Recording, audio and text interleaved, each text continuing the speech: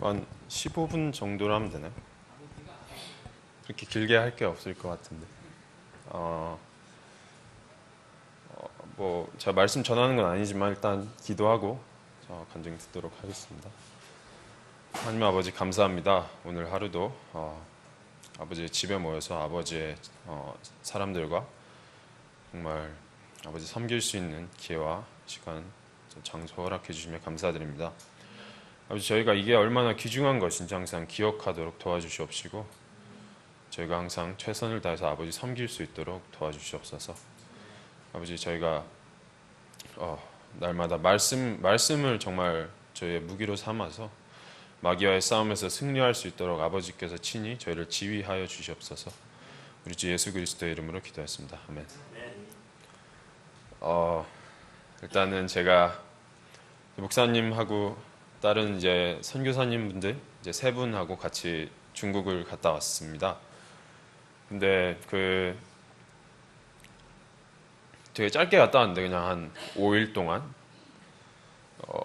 되게 뭐 어떤 분들이 고생 많이 했지 막 이렇게 물어보시는데 실은 고생을 안 했습니다. 왜냐하면 그 호텔이 정말 좋거든요.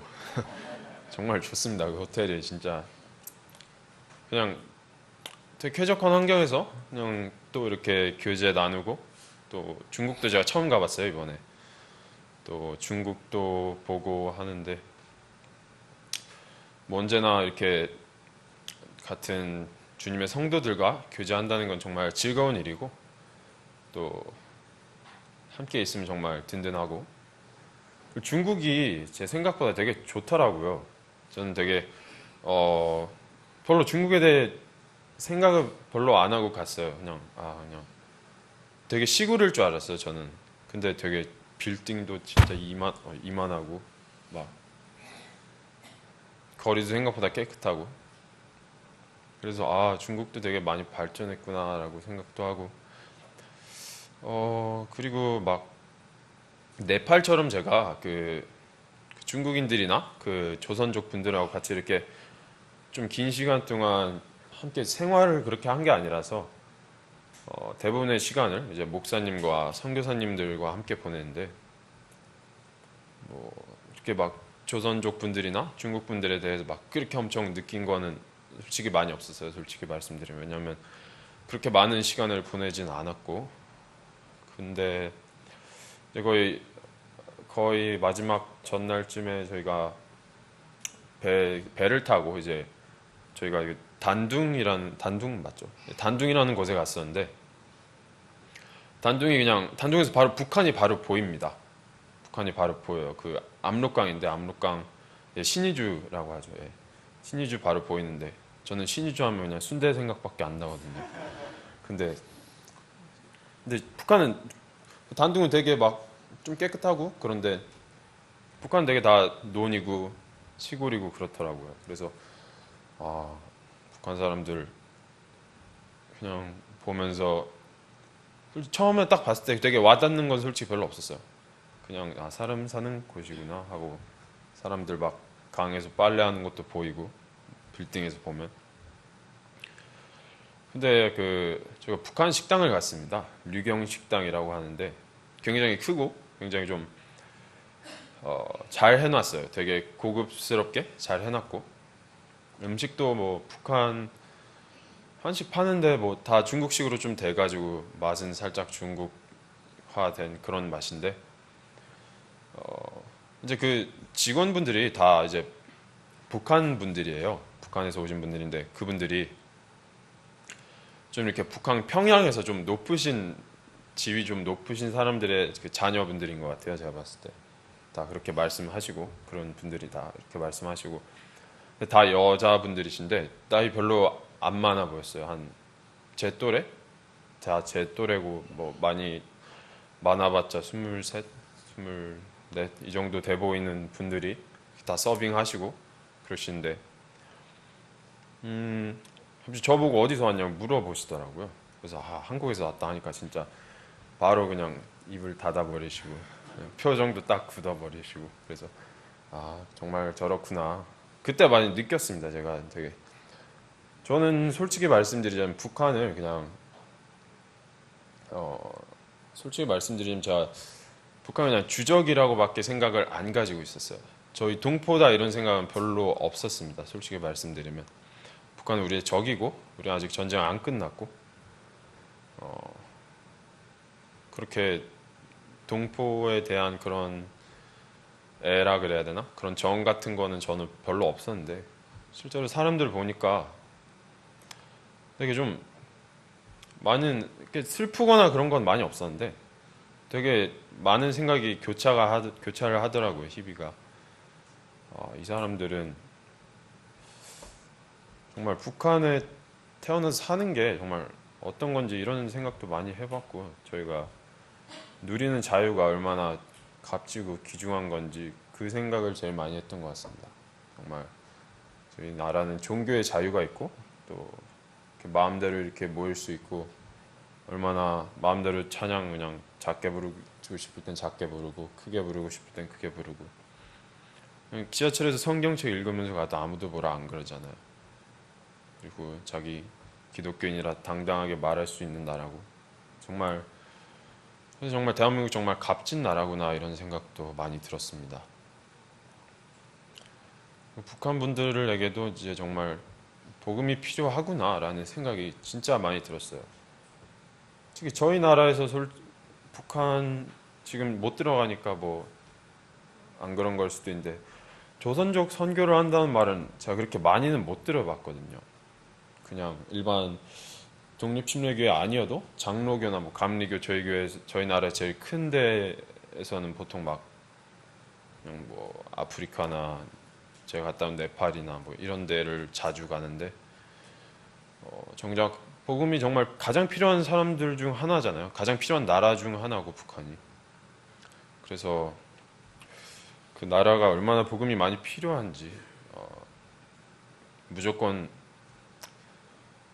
복음을 들어야 되는 나라구나.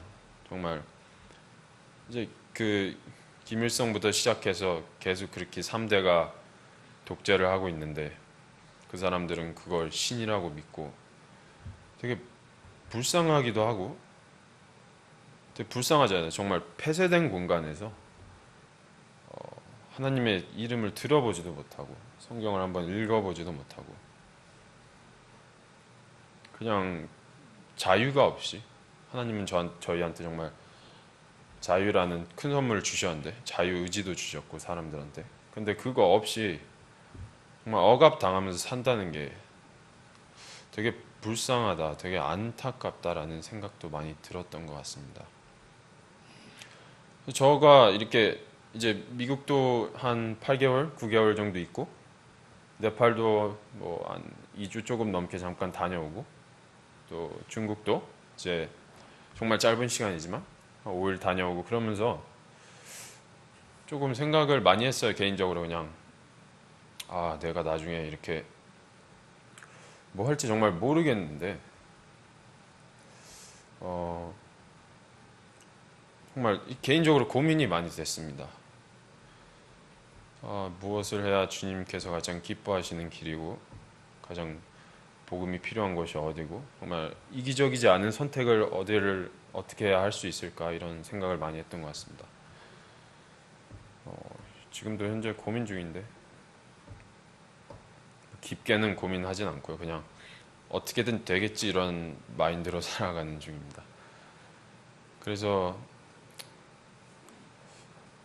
근데 북한도 정말 극히 일부만 봤지만 그래도 뭐 사람 사는 곳이기도 하고 근데 정말 자유가 얼마나 값진 건지 한번 다시 많이 생각해 보셨으면 좋겠습니다. 정말 자유 저희가 그냥 어떻게 보면 자유는 정말 대한민국 사람들에게는 되게 한국 사람들 불평 좀 많이 하잖아요. 다른 나라에 비해서 되게 많이 한다고 생각해요. 저는 제가 미국 갔다 와보고 네팔 갔다 와보고 하니까 정말 불평을 입에 살고 다는 사람들이구나 이런 생각도 들었어요. 되게 저는 나쁜 거라고 생각해요. 개인적으로 불평하는 거 정말 저는 죄라고 생각합니다. 저희는 성경에 불평하지 말라고 정말 대놓고 쓰여 있고 감사하라고 쓰여 있고 항상 감사하라고. 근데 자기가 가진 거에 대해서는 되게 감사하지 않고 언제나 이기적인 생각으로 자기가 못 가진 거에 대해서 불평을 하는 그런 한국 사람들이 많은데, 뭐 이렇게 북한과 한국을 막 비교하는 거는 아니지만 자기가 지금 입고 있는 옷이나 뭐 살고 있는 집이나 저희 가족들 다 있고 그런 거에 되게 감사 한 번 더 하셨으면 좋겠고, 되게 값진 겁니다. 이게 제가 뭐 나이 어린 사람이 이런 말 하면 좀 우스워 보일 수도 있을 수도 있겠지만 지금 입고 있는 옷 되게 값진 거고요. 저희가 집감에 이불 덮고 베개 입고 그렇게 자는 게 정말 값진 겁니다. 저희가 신발도 있고요. 네팔 사람들, 북한 사람들 신발 안 신고 다니는 사람들 저 많이 봤습니다. 에어컨도 있고요. 네팔에 에어컨 그런 거 없습니다. 그냥 선풍기 있는 집이 그래도 좀 부자인 집이고.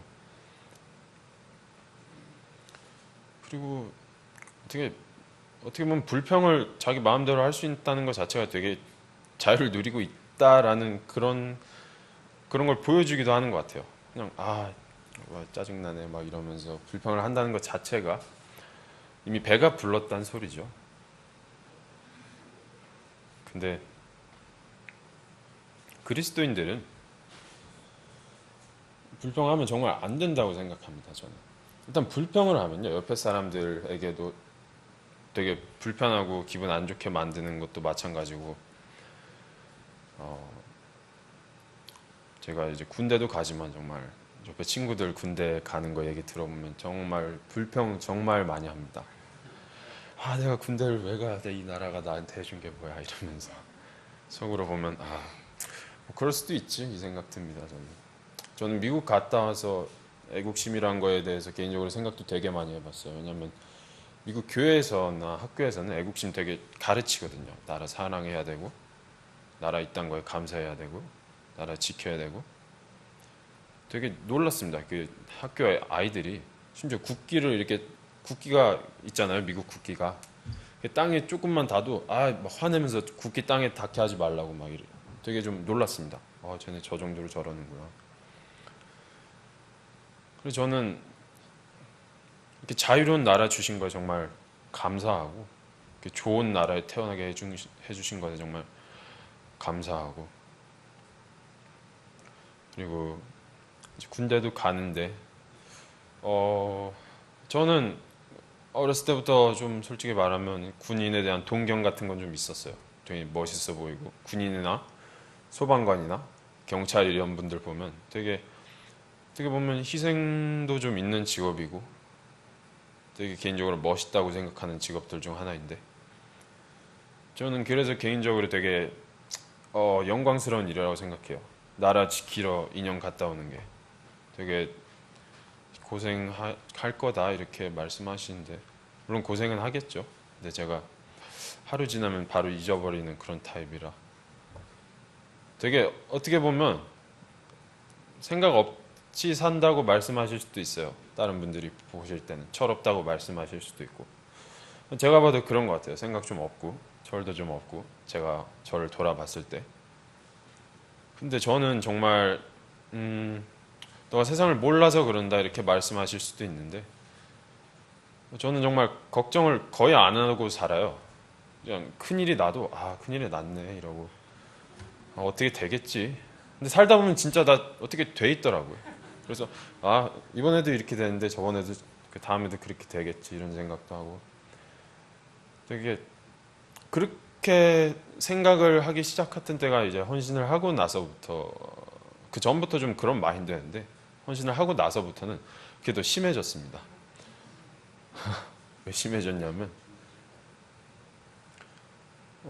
그냥 제가 좀 바보 같은 걸 수도 있는데요. 그냥 하나님 내 앞에 계시고 하나님이 길 다 아시고, 죽어도 천국 가고, 이거 좀 안 좋은 생각일 수도 있는데 죽어도 천국 간다 이 말은 물론 열심히 살아야 되는 건 맞지만, 하나님 계시는데 뭐 걱정할 게 뭐가 있지? 이런 생각도 들 때도 있고, 저는 좀 물론 막 사회에서 치열하게 경쟁하고 그렇게 살아가는 사람은 아니지만 때문에 그리스도인들도 하나님보다 자기 사회를 더 의존하고 그럴 때도 있는 것 같아요. 정말 주님 전적으로 의지하는 게 저는 정말 마음에 그냥 평안이 있습니다. 막 제가 친구들 얘기하는 걸 들었어요. 막 군대 가기 전에 남자들 심정이라 그래서 뭐 한 달, 두 달 전엔 별로 감흥이 없다가 뭐 일주일 남았을 때는 사람들하고 막 술 마시고 막 그렇게 한다는데 저는 한 달 전에도 별로 생각이 없고 지금도 별로 생각이 없습니다.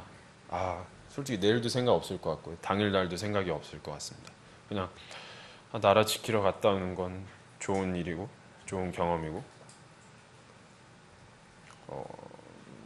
제가 거기 가서 몇 가지 지켜야겠다 한다는 게 있으면 그 사람들 앞에서 좋은 이제 본보기를 보여주고 그리스도인으로서 복음을 전파할 수 있을 때 전파하고 이 생각 가지고 갑니다.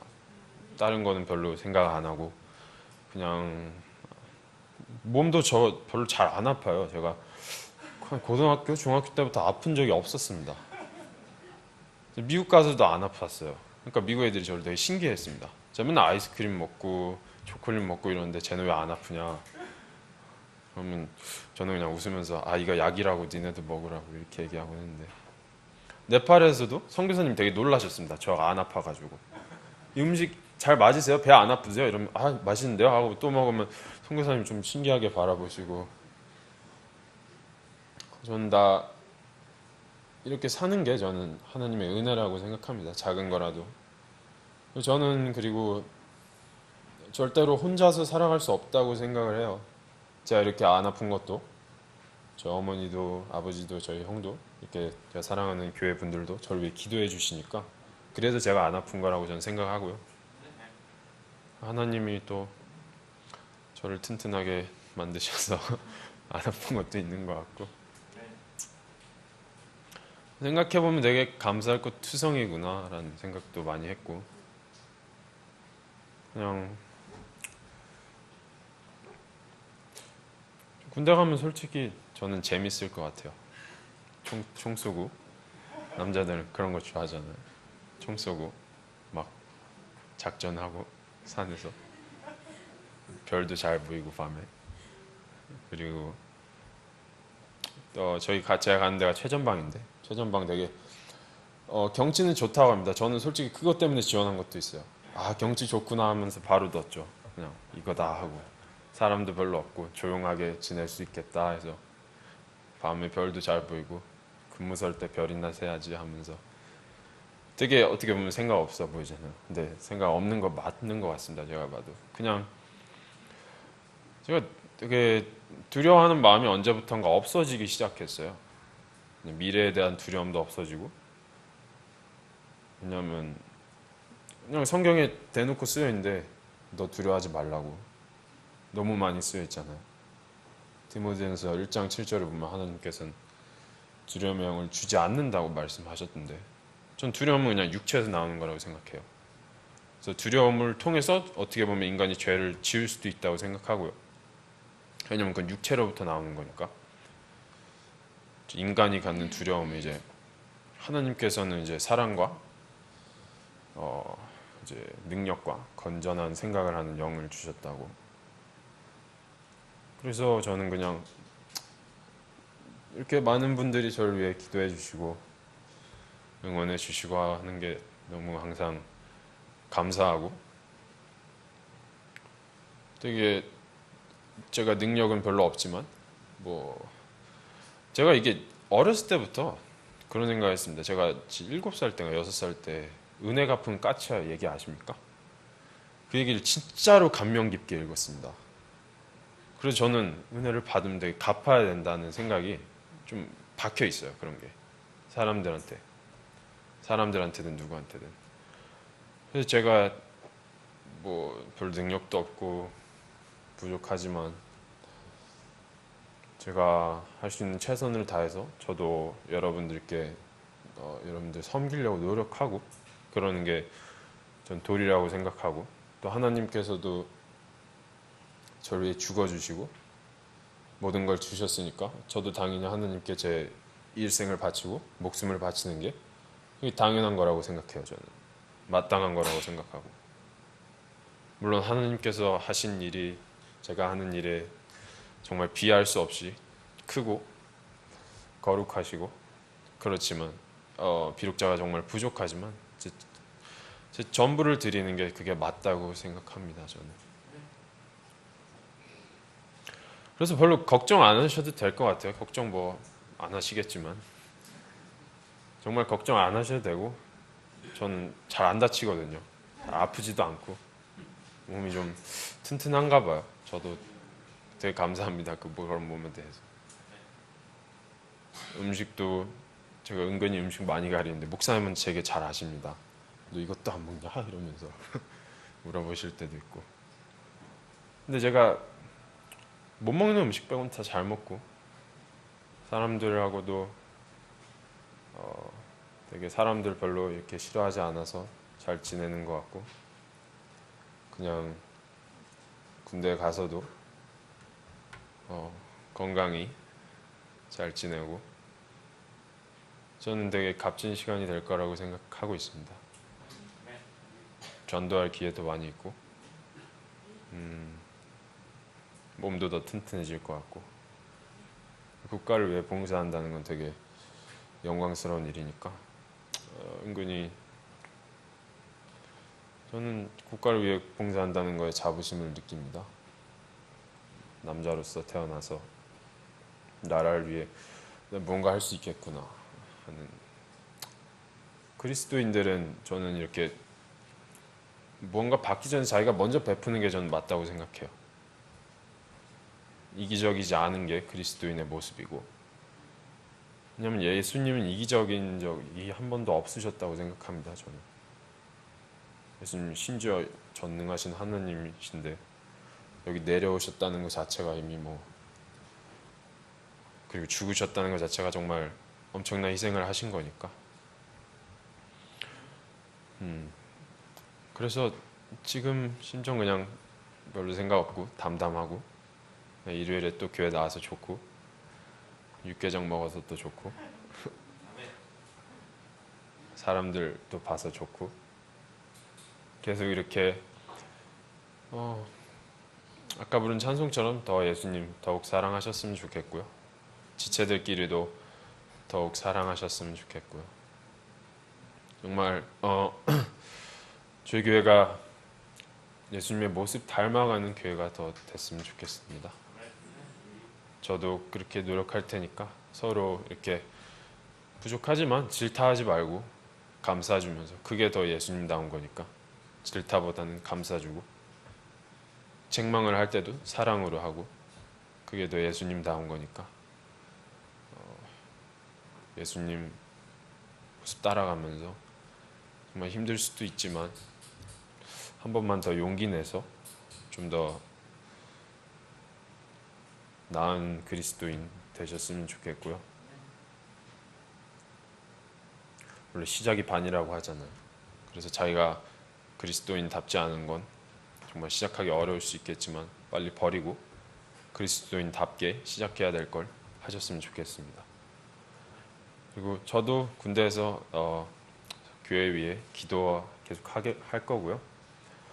21개월 금방 갈 거라고 생각해요. 가면 시간 안 간다는 말이 있는데 괜찮겠죠. 저는 그래서 그냥 평범한 날이랑 똑같은 기분이고, 그냥 감사하고, 정말 교회 분들한테 정말 감사하고, 정말 제 마음속으로 정말 많이 사랑한다는 말 다시 한번 드리고 싶고요.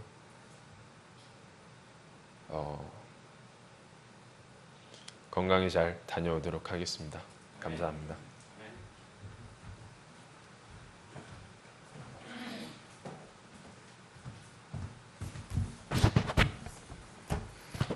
그럼 스스로 철없다고 그랬는데, 감사를 알면은 이미 철난 거예요. 감사를 알면. 시간이 제가 되면은 하여튼 다음에 제가 그런 게 약해갖고 사진 같은 거를 여러분들한테 보여드리고 싶은 게 있는데, 지금 효민이는 이번에 그 도시에서 도시만 갔다 왔어요. 큰 도시에서 도시. 예.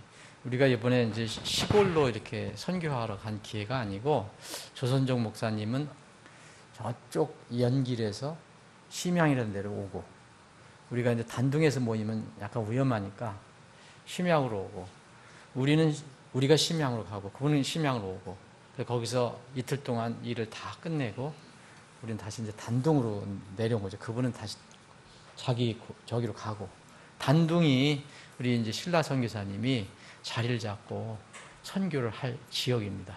바로 신의지가 내려다 보이는. 그러니까 여러분들 막 제가 위험하다고 생각하는데, 위험한 건 어디나 다 똑같아요. 그래서 공작원이 많이 있다고 하는데요, 거기가. 북한 공작원이 단둥에. 이 길가를 지나다 보면 진짜 이게 김일성 배지 달고 다니는 사람들이 있어요. 그런데 위험한 데는 어디는 안 위험합니까? 명동도 위험하고, 여기 김포도 위험하고, 위험한 거고, 안전은 다 안전합니다. 우리 효민이 군대 잘 이렇게 복무 잘하고 올 수 있도록 기도해 주시고, 효민 이제 연락을 자주 하면 좋겠습니다. 오늘 만찬인데요. 만찬에 앞서 잠깐 여러분들과 말씀을 좀 나누기를 원합니다. 오늘 만찬은 특별히 우리가 만찬은 주님을 기억하는 거잖아요. 주님께서 우리를 위해서 죽으심을 기억하는 거예요. 그리고 그분이 다시 오심을 소망하면서 이 만찬을 하는 거예요. 근데 그분께서 우리에게 주신 명령 중에서 가장 큰 명령은 복음을 전하라는 거예요. 여러 명령이 있지만, 이제 다음 주에 우리 교회에서 여러 번 안수를 했지만, 이번 같은 경우는 좀 의미가 달라요. 전에는 이제 한국 지역에 나가서 통상 이제 그런 분들 한 거지만, 이번에는 조선족인데 이제 중국적을 가지고 있는 한국분이잖아요. 조선족. 그런데 중국엔 삼자교회가 있어요. 그게 이제 정부가 인정하는 교회예요. 등록교회라고 그러잖아요. 여기서 그분이 안수를 받기를 원치 않는 거예요. 그게 되면 여러 가지 있고, 통제도 받고, 또 그래서 이제 복음을 알고 성경을 알고 우리 주님의 교회를 알고 독립침례교를 알고 이제 독립침례교에서 받고 싶다, 이렇게 된 거예요. 그래서 그거를 이제 신라 선교사님이 이제 우리 교회에서 주선해 주면 어떻겠냐. 근데 그걸 아무나 할 수 없잖아요. 성경은 경솔하게 성급하게 안수하지 말라 그랬거든요. 사람 마음은 다 모르지만 그래도 현장에 가서 안수를 주기 전에 한번 이렇게 이야기를 나눠보고 검토를 해봐라. 그래서 저는 목적이 그거였어요. 그래서 그분들이 성경적인 침례를 안 받았기 때문에 이번에 이제 호텔 방에 있는 베스터 목욕 거기 탕에서 그 부부를 침례를 주고, 그리고 저는 이제 안수에 관한 것을 하루 종일 서로 이야기를 나누고, 제 마음에 안수를 우리 교회 명의로 안수를 이렇게 주어서 세워도 좋겠구나, 그런 확신이 들었기 때문에 이제 여러분들에게 말씀을 드리는 겁니다. 그래서 다음 주에 지금은 거기 명칭이 안수를 안 받았기 때문에 중국에서 전도사로 불리더라고요. 그래서 근데 목회를 벌써 수년 동안 해왔어요. 그래서 젊은 전도사님 부부를 이제 목회자로 안수를 하는 시간을 갖게 되는 것이 다음 주입니다. 여러분들 기도해 주시고, 의미가 있고요. 여러분들이 또 여러분들의 격려가 또 필요한 그런 시간입니다. 그분들은 아까도 말씀드렸지만 그분들은 우리를 못 도와요. 갚을 일이 없어요. 갚는 거는 기도해주고 앞으로 이제 통일되면 북한에 들어가서 선교하면 그분들이 훨씬 더 잘해요. 중국말 그 북한말 똑같이 하고 그 생활도 똑같고 거의 그러니까. 그래서 그런 차원으로 우리는 지금 직접 못 들어가잖아요. 그분들은 들어갈 수가 있어요. 북한을 중국적으로 가지고 있기 때문에. 그래서 그분을 세우려고 하는 겁니다. 의미가 있는 그런 그 안수식이니까 여러분들이 다 기쁜 마음으로 참여해 주셨으면 좋겠습니다. 고린도 후서 1장을 보겠습니다. 고린도 후서 1장.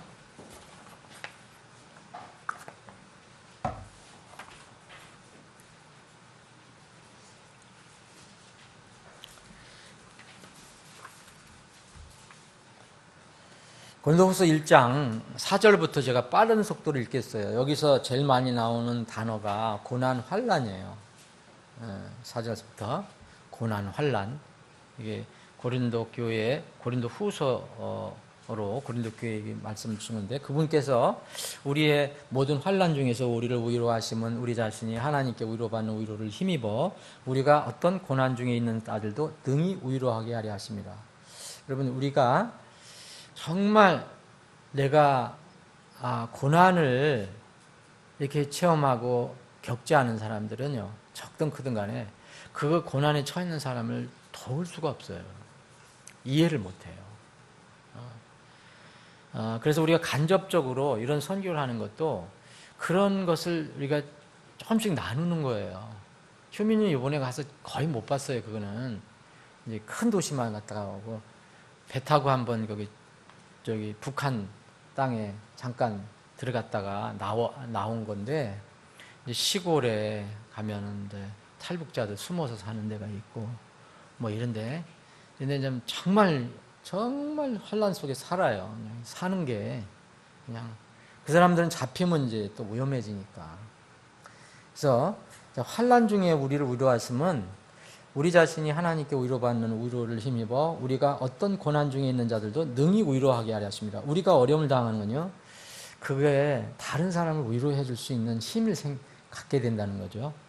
그리스도의 고난이 우리 안에 넘치는 것 같이 우리의 안위도 그리스도로 말미암아 넘치는도다. 우리가 고난을 당해도 그것은 너희의 안위와 구원을 위한 것이요, 혹은 우리가 위로를 받아도 그것은 너희의 안위와 구원을 위한 것이니 이 구원은 우리도 당하고 있는 동일한 고난을 견디게 하는데 효력이 있느니라. 지금 바울 사도는 고린도 교회 얘기하면서 우리가 다 서로 고난을 당하는데 우리 팀이 받는 이렇게 고난은 다 사실은 너희들을 위한 것이다 라고 또 얘기를 하고 있어요. 너희에 대한 우리의 소망이 굳건함은 너희가 고난에 참여하는 자가 된 것 같이 안위에도 그러할 것 줄 알기 때문이다. 형제들아, 아시아에서 우리에게 닥친 고난에 대하여 너희가 모르기를 우리가 원치 아니하노라. 우리가 힘에 겹도록 한량없이 눌려서 심지어 생명까지도 단념하고 우리 속에 죽음의 선고를 받았으니 이것은 우리가 우리 자신을 신뢰하지 말고 죽은 자들 일으키시는 하나님을 신뢰하게 하렵니다. 저는 이런 말씀을 읽으면서 바울 사도가 지금 고린도 교회 얘기하는 거거든요. 고린도 교회는 지금 어느 정도 부유한 교회고 또 어떤 면으로 보면 편안한 교회고요. 다른 교회에 비해서. 근데 바울 사도는 그 교회에게 그렇게 얘기를 해요. 우리는 지금 죽음의 선고를 받고 산다. 생명까지도 어떤 때는 너무 힘들어서 생명까지도 단념하고 이렇게 눌려서 산다. 근데 그러나 우리가 우리 자신을 신뢰하지 않는 것은 바로 우리 주님을, 하나님을 신뢰하는 건데, 우리가 이런 상황에 있어도 우리가 우리 힘으로 어떻게 할 수 있겠냐? 죽은 자들 일으켜서 주신 하나님이 이것을 해결해 주시고 이끌어 주셔야 되기 때문에 하나님 신뢰하게 하려 한다. 그 고난과 환난이 결국 나쁜 게 아니라는 거죠. 하나님을 신뢰할 수 있는 그런 믿음을 더 키우는 거라고 볼 수 있어요. 그분께서 이같이 큰 삶에서 우리를 건지셨고 건지고 계시면 또 여전히 건지시니 우리는 그분을 신뢰하노라. 너희도 우리를 위해 기도로 함께 도울지니 이것은 많은 사람을 사용하여 우리에게 베푸신 선물로 인해 많은 사람이 우리를 대신하여 감사하게 됩니다. 지금 우리가 생명까지도 단념하고 죽음 속에 죽음의 선고를 받고 살아가고 있는데 우리는 단지 믿는 것은 이 죽은 사람들을 살리신 하나님을 믿는 것밖에 없다. 그런데 이 11절에 보면 너희는 누굽니까? 고린도 교회예요. 그래도 비교적 여유 있는 교회예요. 그래도 잘 사는 교회예요. 지금 효민이가 얘기했다면 거기에 비하면 우리 남만이란 말입니다. 예? 그래서 우리를 위해서 기도해달라 이렇게 요청합니다. 도와달라 얘기하는 거예요. 기도로 함께 도울지니 그랬잖아요. 기도로 함께 도울지니. 저는 이것을 읽으면서 참 이런 곳이 분명히 있을 것이다. 우리는 옛날에 미국의 도움을 받았어요. 외국의 도움을 받았어요. 그때 교회가 미국에 있는 무슨 정부에서도 했지만 미국에 있는 교회들이 엄청나게 도왔어요. 우리가 몰라서 그런 거예요. 제가 어렸을 때 먹고 큰 우리 어르신들 말씀 무슨 우유 뭐 이런 거 있잖아요. 옛날에 식량으로 막 왔는데 이런 게 교회에서 막 보내기도 했었어요. 그래서 지금은 우리는 남을 도울 수 있는 나라가 됐어요. 어쨌든 원조를 안 받습니다. 우리는 전 세계에 지금 원조를 하고 있습니다. 조금씩이라도. 근데 우리 가장 가까운데 그것도 또 우리 민족이 공산 치하에서 그 사회주의 치하에서 지금 고통을 받고 있어요. 그러면 일당 독재에 고통을 받고 있어요. 우리 바로 민족이 엎드림 코달대에서 이 기도는요, 우리를 위해 기도해달라,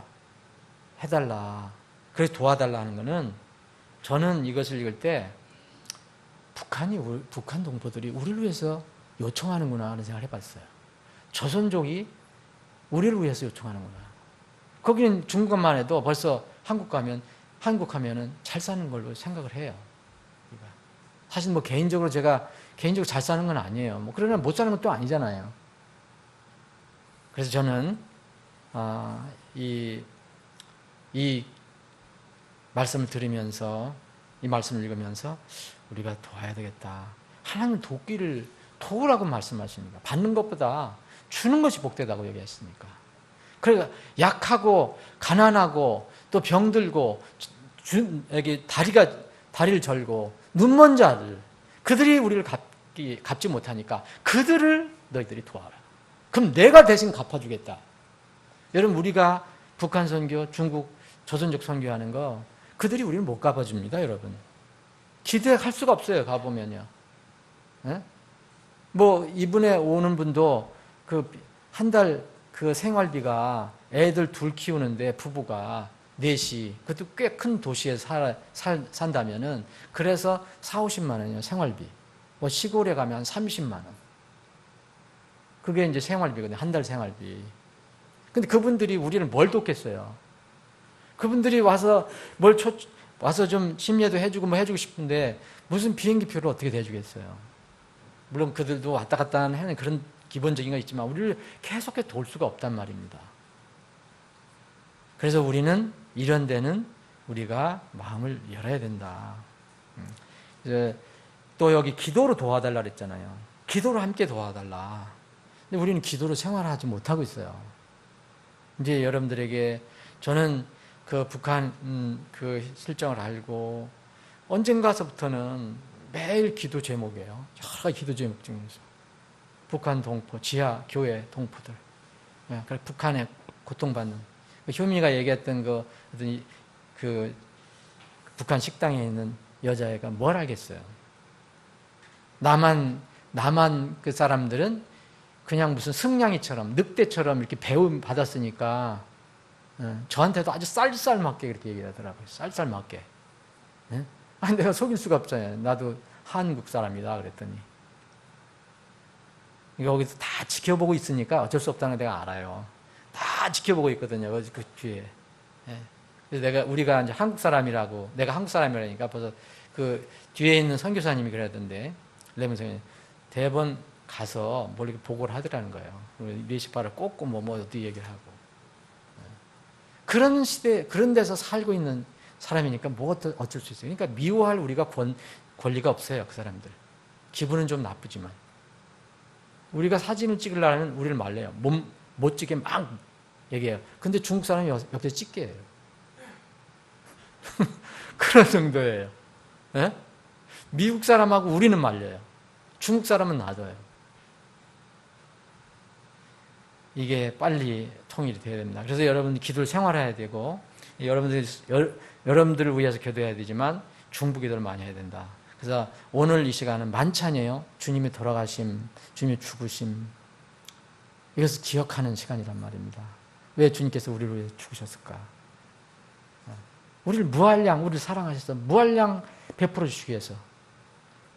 그래서 그 북한에 내가 한번 북한 성도들 이야기를 드렸지만 오늘은 제가 이 설교, 다른 설교보다도 우리의 예루살렘은요, 여러분 어디겠어요, 예루살렘? 사도행전 1장에 보면, 8장에 보면, 너희는 먼저 예루살렘과, 그 다음에 어디예요? 유대, 온 유대와, 그리고 사마리아와, 그 땅의 끝지역까지예요. 어떻게 보면 4단계예요. 예루살렘은 여러분들이 처해 있는 곳이 예루살렘이에요. 그러면 여러분들이 가장 가까운 가족이, 사랑하는 아내가, 사랑하는 남편이 구원을 못 받다면 그 예루살렘이에요. 가족이 그렇다면 그 예루살렘이에요. 여러분 지경을 조금 넓혀보세요. 그러면 여러분 둘러싸고 있는 것이 어디예요? 예루살렘 둘러싸고 있는 것이 유대예요. 온 유대예요.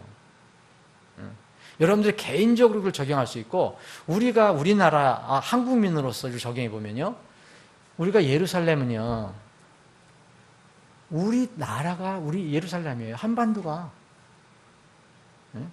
개인적으로는 우리 가족도 될 수 있지만 한반도가 나는 예루살렘이라고 봐요. 그래서 평양은 그 20세기 초에는 동양의 예루살렘이라고 불렸어요. 그래서 저는 우리의 예루살렘을 향한 중보 기도가 필요하다. 그래서 그 북한에 정말 여러분들 그 북한에 그 지하교회가 있다는 거 믿으십니까? 실감 못 하시죠? 저도 뭐 안 가봐서 몰라요. 근데 이게 부인할 수 없는 그런 사실들이 다 있어요. 거기 이제 탈북한 사람들이 간증하는 것도 있고, 또 탈북가 아니라 거꾸로 다시 들어가는 사람들도 있어요. 소명을 가지고. 우리는 잘 상상을 못 해요. 여러분들은 그냥 중국만 가도 그냥 무섭고 걱정이 되고 막 그러잖아요. 누가 뭐 납치되고, 누가 뭐 밤에 누구 미행해서 잡아가고 그런다니까. 걱정이 되죠. 어디나 다 마찬가지예요. 자, 그래서 여러분들이 오늘 기도를 위해서, 여러분들이 앞으로 기도를 좀 해주십사. 그래서 그 북한에서 온 편지를 제가 몇 장, 이렇게 몇 개 읽어드릴 겁니다. 이건 설교가 아닙니다. 제가 빠른 속도로, 뭐 다는 못 읽어드리더라도 읽겠습니다. 하나님의 이 북한 지하교회 지도자가 보낸 편지에, 이게 어디냐면 오픈도어즈라고 그 세계 에서 이런 억압받는 지역에 선교를 하는 단체가 있어요. 거기에 온 편지입니다. 하나님은 우리에게 영원한 약속을 주셨습니다. 우리는 절망하지 않습니다. 이 모든 시련이 끝에는 영원한 승리가 있을 것을 확신합니다. 아무개 선생님, 그간 주 안에서 평안하셨습니까? 저희 신자들과 가정들을 대표하여 남쪽의 선생님들에게 인사를 삼가 올립니다. 지난 한 해에 받은 은혜와 감사해야 할 일들을 돌아보며 끝없는 중보기도로 가슴 따뜻한 물질로 격려해 주신 동역자 여러분께 감사를 드립니다. 뭐 여기 중간에 좀 생략을 하고요. 뭐 여기 무슨 그런 행사가 그 북한에서 있었던 것 같은데, 저희들은 형제 자매들을 섬기는 사역 과정에서 하나님께서 우리에게 말씀하신 소명 안에서 하나님의 사람들을 위해 역사하시는 하나님의 놀라운 기적을 체험하고 있습니다. 이러한 은혜의 체험을 위하여 밤낮으로 우리를 위해 기도해 주시는 남조선 형제들께 감사의 말씀을 전하며 의로운 태양이신 주 예수 그리스도의 마음을 품으시고 힘찬 보혜사 성령님의 기운을 받아 소망찬 한 해가 되시기를 소원합니다. 아마 새해에 올린 것 같아요. 안녕히 계십시오. 신자 아무개 올림 이렇게고요. 자, 북한의 지하교회 성도들의 소식을 이렇게 우리가 이런 걸 들을 때, 지금 오늘 읽은 것처럼 바울 사도가 이렇게 고린도 교회에게 보낸 편지, 정말 우리에게 매치가 되는 거라고 저는 생각해요. 이것이 바로 이런 것들이 북한의 지하교회의 성도들이 고백이고 또 그 편지가 바로 고린도 교회에게 바울 사도가 이렇게 보낸 편지에서 기도를 요청한 것. 근데 요청한 것은 뭐냐? 바로 남한교회에 우리들에게 요청한 거 아닌가. 그런 생각을 해봅니다. 북한, 저는 지하교회 성도들의 소식을 이렇게 들을 때도 참 그거를 감정 없이 지날 때도 있지만, 근데 곰곰하게 이렇게 생각해 보면, 이제 눈물이 돌아요. 근데 불쌍해서만이 아니에요. 그들 단순히. 아까 혐의도 얘기했지만, 우리는 감사를 잃어버리고 살거든요. 조금만 저게도 불평하고 불면하고, 뭐 교회에 대해 불평하고, 형제 자매들에게 불평하고, 왜 나를 이렇게 인정을 못하느냐고. 이런 것이 생활 습관화가 돼 있어요. 나 중심이가 아주 생활화가 돼 있어요. 예, 이게 남한에서는. 이게 왜냐? 점점 이 물질로 배가 부르면 점점 이렇게 되거든요. 여러분 그 물질이 더 풍성해지면 다 이타적으로 되는 줄 아십니까? 거꾸로 돼요. 점점. 그게 남한의 그런 모습이에요. 북한과 비교해 보면은. 그래서 저는 감사를 잃어버리고 불평하고 진리에 무관심한 그런 상태 때문에 어떤 때는 핑 돌 때가 있어요. 예수님께서 그랬잖아요. 막 엄청나게 고통스럽게 십자가를 지고 가시는데 피를 흘리시면서 채찍을 맞으시고 하는데 얼마나 불쌍해요. 자매들이 울었잖아요. 나보고 울지 마라 그랬어요. 예수님이. 나를 위해서 울지 말고 너희와 너희 자신을 위해서 울라 그랬어요. 누가 거기서 울어야 됩니까? 예수님 너무 불쌍하잖아요. 자매들은 뭐 몸이 아픕니까? 뭐 합니까? 지금 배가 고픕니까? 어디가 아픕니까? 예수님은 너희와 너희 자녀들을 위해서 울라고 했어요. 북한 지하교회 성도들 한두 개만 더 말씀드릴게요. 여러분 북한 지하교회 저도 옛날에 생각을 안 했어요. 그때 알려드린 개성 이 평양과 개성과 한 교회에서 지하에 19년인가 모여서 비밀 집회를 했던, 낮에는 못 다니다가 밤에만 모여서 집회했던, 그게 발각이 났잖아요. 그래서 거기서 그게 완전히 다 거기 몰살시켜버리고 죽여버리고, 이제 북한에는 북조선에는 이제 예수쟁이들이 없다, 크리스찬이 없다, 이걸 이제 그 노동신문인가 뭐가 광고를 했으니까 알게 됐잖아요. 근데 여러분 그렇게 해서 성도들이 없어지는 게 아니에요. 교회가 있습니다. 물론 여러분들이 뉴스에 보면은 그 방문객들이 가는 데가 있잖아요. 평양에 교회가 2개가 있잖아요. 가짜 교회 아시죠? 봉수교회, 칠골교회라고. 기가 막히게 그거 보시면 거기 찬양대원들이 기가 막히게 찬양을 해요, 여러분. 네? 그리고 찬양도 똑같고 성경도 비슷해요. 용어도 비슷해요. 근데 거기서 나온 사람에게 인터뷰를 하면 노골적으로 하나님이 예수가 아니라는 거예요. 예수가 무슨 부활하냐예요. 하나님이 누구예요? 김일성이라고. 자기가 입을 얘기합니다. 가짜 교회는 이렇게 해서 겉으로 드러나 있어요. 진짜 교회는 다 지하에 있어요. 왜냐하면 정말 그런 믿음을 가지면 죽을 수밖에 없기 때문에, 아니면 그런 어떤 수용소에 갈 수밖에 없기 때문에 지하교회에 모일 수밖에 없는 거예요. 참된 성도들은. 이거 금년 2월 28일 날 편지가 온 거예요. 2017년 2월 28일 날. 대한민국을 하나님이 기뻐하시는 주님의 나라로 세워 나가기 위해 마음과 뜻과 지혜와 힘을 다 바치는 한국교회의 북조선에 이름 없는 지하교회 성도가 이걸 올립니다. 저는 북조선에서 하나님이 주신 은혜로 성경책도 없이 라디오 방송을 통해 하나님을 접하고 그 말씀에 감동을 받아 교회를 세워나가는 수많은 성도 중에 한 사람입니다. 구원받고 나서요, 교회를 세워간다는 거예요. 참 믿음이, 이 남한에서는 예수 믿는다 고백한 사람이 이런 변화가 참 드물잖아요. 그런데 여기는 참 어떻게 이렇게 되는 건지 20여 년 전, 이 사람 고백해 보세요. 20여 년 전 남한에서 고무풍선으로 우리 지역에 들여보낸 라디오를 깊숙이 숨겨놓고 남몰래 이불 안에서 한국 방송을 들으면서 이북 체제의 부패상과 한국 사회의 발전 모습을 알게 되었습니다. 방송을 들으면서 이 모든 일은 남한에 하나님의 복음이 들어갔기 때문에 이라는 것을 마음속에 강하게 느끼게 되었습니다. 1907년 평양 대붕이 일어나 동방의 예루살렘이라고 불렸던 이북 땅이 오늘날 세계에서 정신 도덕적으로 가장 부패하고 물질 경제적으로 제일 뒤떨어진 나라가 된 것이 다름 아닌 하나님을 대적하고 우상을 내세웠기 때문이라는 것도 알게 되었습니다.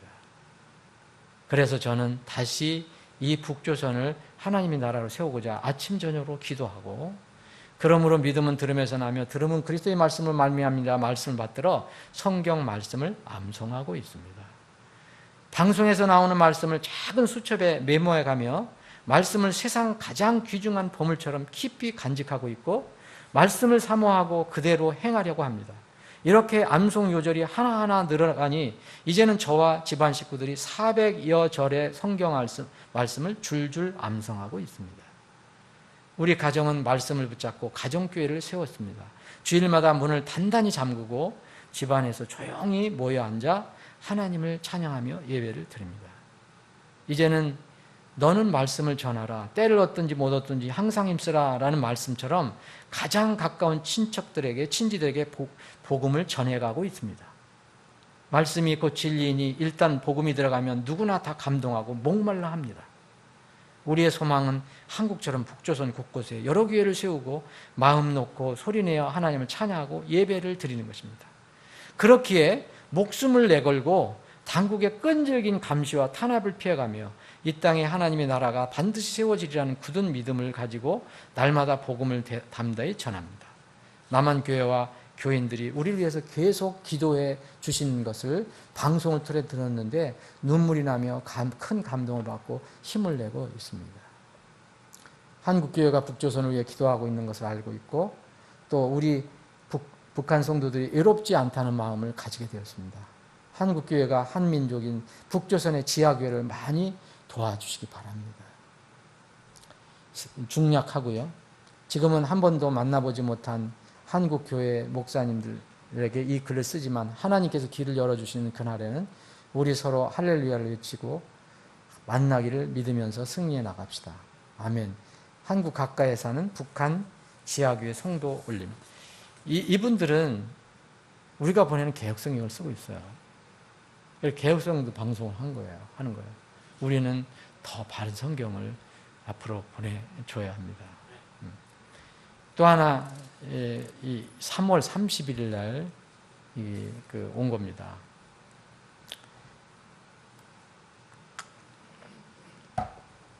이거 그대로 제가 읽어드릴게요. 이거 대화체인데, 형님 혹 성경책 본 적 있습니까? 있습니까? 그런 걸 어디에서 본단 말인가? 본 적 없다. 진철이라는 사람인데 보이비에서 일하는 동네 친한 동생이 집에 놀러와 뜬금없이 묻는 말에 놀라서 대답했다. 그러면서 갑자기 왜 그런 말을 하느냐고 물었다. 얼마 전에 이게 보이비에서 근무하는 그 동네 친한 동생이 이렇게 얘기를 한다는 겁니다. 얼마 전에 우리 쪽으로 성경이 하나 들어왔단 말입니다. 근데 그 책이 정말 멋지더란 말입니다. 남조선의 나쁜 놈들이 사람들을 미혹하려고 그렇게 만들었겠지. 에이, 참 형님이 몰라서 그럽니다. 표지는 검푸른 가죽에다가 종이가 금색으로 반짝반짝 빛나고 책에 자크까지 달려있는 아주 멋진 책이었습니다. 진철은 보이분으로 있는 동생이 하는 말에 호기심이 생겨 그래? 그거 좀 가져와 보라 하고 얘기했다. 그러자 성경을 봤다는 동생, 에이, 저는 손을 못 댑니다. 그냥 한번 슬쩍 보기만 했을 뿐입니다 라고 대답했다. 당시 하나님 몰랐던 진철은 보이본 동생의 이야기를 듣고 성경책에 호기심이 생기긴 했지만 성경을 믿는 사람들은 정말이지 어리석기 짝이 없다는 생각을 했다. 그 다음 이야기를 듣기 전까지 말이다. 그런데 말입니다. 그 성경책을 가지고 우리 북조선으로 들어온 놈이 14살짜리 남자아이들란 말입니다. 참 대단히도 악질인가 보구나. 14살짜리가 뭘 안다고 성경책을 가지고 들어가게 시켰단 말이냐. 그러게 말입니다. 우리 부에서도 이 아이를 도대체 손을 쓸 수가 없었단 말입니다. 이거 누구한테 가져다 주려고 했느냐 물어봐도 이 녀석이 절대로 말하지 않더란 말입니다. 우리가 매를 때리고 온갖 고문을 해보았지만 좀처럼 끔찍하지 않더란 말입니다. 하도 완강하게 하나님 믿는다고 하니 마지막에 가서는 도리어 우리 쪽에서 너 이 성경책 믿니? 믿지 말라고 회유까지 했단 말입니다. 그런데 이놈이 그걸 끝까지 믿는다 하더란 말입니다. 이렇게 돼 있어요. 그 말을 듣고 진철은 어린아이가 대체 무슨 이유로 끝끝내 성경책을 믿기로 했는지 의문이 들었다. 목숨을 버리면서까지 믿음을 지킨 소년이 내심 궁금했다. 그로부터 6년 후 이 진철이라는 사람이, 진철은 도무지 믿어지지 않았던 예수님을 입으로 시인하고 마음으로 영접했다. 지금 진철의 품에 있는 책은 바로 14살 소년이 가슴을 졸이며 중국에서부터 짊어지고 북한으로 가지고 들어갔을 그 성경책이 아닌가. 이 사람에게 성경이 전해진 거예요. 어떤 방법을 통해서든지. 풍선을 띄었든지 뭐였든지 하여튼 눈물과 콧물을 쏟아내며 예수님을 영접한 진철은 과거에 어리석다 생각했던 그 소년을 떠올리며 조심스럽게 성경책을 펼쳤다. 예수께서 이르시되 나는 부활이요 생명이 나를 믿는 자는 죽어도 살겠고 무릇 살아서 나를 믿는 자는 영원히 죽지 아니하리라. 이것을 내가 믿느냐. 요한복음 11장 25절 26절에 있는데 성경책을 열자마자 요한복음 11장 말씀이 눈에 확 들어왔다. 아, 이것이었구나. 14살짜리 어린 소년이 믿음을 부정하지 않으며 성경을 짊어지고 위험천만한 국경을 넘었던 이유가 이것 때문이로구나. 그제서야 진철은 14살 소년의 믿음을 조금 이해할 수 있었다. 진철은 성경을 붙들고 영원한 생명을 주신 예수님의 사랑에 또 한 번 감격의 눈물을 알칵 쏟아내며 하나님께 감사와 찬양을 올렸다. 마지막으로 하나만 더 드리겠습니다. 우리가 이제 안수를 하게 되는데 지금 우리는 지금 못하고 있지만 이 북한을 탈북한 사람들이 중국에 오면 중국에 있는 선교사들 있잖아요. 뭐 신라 선교사들 옛날에 이제 어니성이사 같은 사람들이 접촉이 되면 이제 우리 선교사가 독립주의 선교사만 있는 게 아니에요. 예, 많이 있어요. 한국에서 나간 사람들이 많이 있는데 이런 사람들이 이제 그 사람들 접촉하게 되면 이 사람들을 훈련을 시켜요. 원함을 훈련을 시켜서 다시 들여보냅니다. 그래서 저는 훈련 과정을 마치고 아버지 하나님의 종으로 안수를 받아 선교사로 파송을 받고 그리운 나의 조국으로 갑니다. 제 일생이 제일 귀중한 날이며 기쁨의 날입니다. 저 같은 죄인이 아버지 하나님의 품에 안겨 하나님의 자녀의 종으로 새 삶을 살게 되었으니 그런 경사가 어디 있습니까? 죄 많은 저의 허물을 예수님의 십자가 보혈로 다 사하여 주시고 하나님 아버지 앞으로 당당히 나가 대화도 하고 기도도 하면서 제 삶이 진리 안에서 영생한 복을 누리고 옳은 길로 걷도록 역사하여 주신 아버지 하나님께 충성의 영광을 드립니다. 그동안 저를 위하여 고향과 자식들의 곁에도 가지 못하고 제가 주님의 자녀로 자라갈 수 있도록 온 마음과 뜻을 다하여 가르쳐 주신 선생님들께 뜨거운 감사와 인사를 드립니다. 어니 선교사도 그랬고 신라 선교사도 여기 온 사람들 6개월 동안 3개월 동안 집에 이렇게 데리고 있으면서 복음 전하고 훈련시키잖아요. 네. 그런 사람들이 이제 한국으로 오지만 어떤 사람은 다시 들어간다는 거예요. 그리고 외국에서 오셨던 많은 목사님들, 성도님들이 생각납니다. 모두 뜨거운 미소로 가르쳐 주셨습니다. 또 외국에서 오신 나이 든 83세 어떤 분은 제 양어머니가 되어주시고 돌아가셔서도 조선의 영혼들과 저를 위해 기도해 주시겠다고 하셨습니다. 저는 이처럼 뜨거운 사랑을 받아 안고 조선으로 갑니다. 저도 그 훌륭한 사랑을 조선에 가서 그대로 행하겠습니다. 정말 잊지 못할 고마운 동지들입니다. 이 좋은 동지들을 또 만나 볼 수 있겠는지, 형제 자매라는 아직은 익숙했는데 동지요. 동지를 만나볼 수 있겠는지 벌써부터 다들 보고 싶어집니다. 이제 조국에 가서 해야 할 일이 많습니다. 먼저 조선의 영혼들을 구원하는 일에 힘쓰며 복음을 전하고 하나님의 사랑을 전하도록 충성을 다하겠습니다. 제가 조선에 가서 세울 교회는 아무개 뭐뭐 교회입니다.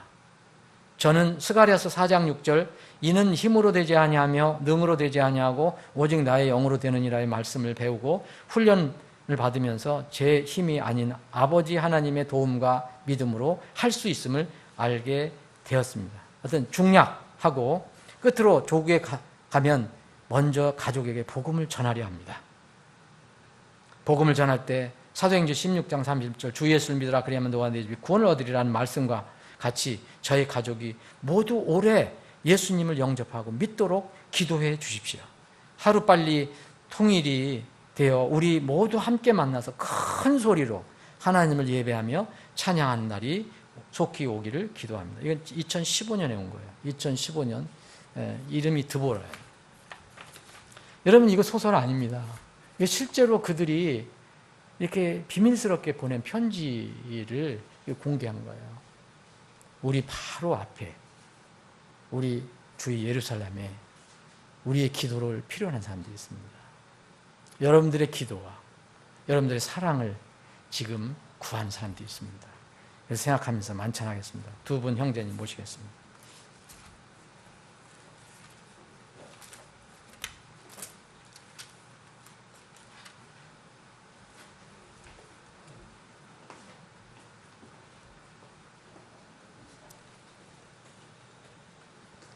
매달 첫째 주는 만찬하는 걸 여러분도 알고 계시고, 그래서 다 준비하신 것으로 믿고 이제 만찬을 이렇게 분배해 드리겠습니다. 먼저 예수님의 우리를 위해서 죽으신 그 몸을 상징하는 빵을 분배하는 시간을 갖겠습니다. 빵 분배하겠습니다.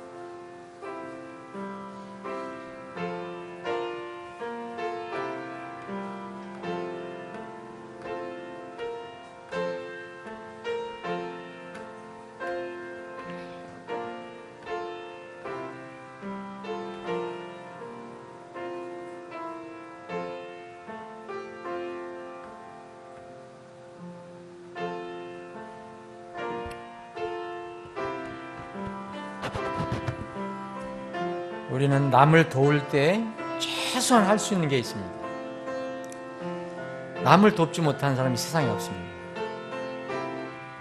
최소한 기도할 수 있습니다. 혼을 위해서 기도하고 그 사람의 형편을 위해서 기도할 수 있습니다. 우리는 북한과 또 그 안에서 고통받고 있는 특히 크리스찬들을 위해서 기도할 수 있습니다. 그리고 북한이 빨리 빛을 받아서 복음이 들어갈 수 있도록 기도할 수 있습니다.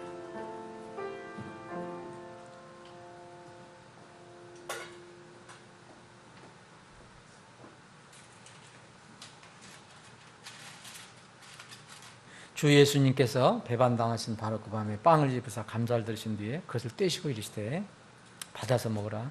이것은 너희를 위하여 찢긴 내 몸이니 나를 기억하여 이것을 행하라. 함께 나누시겠습니다.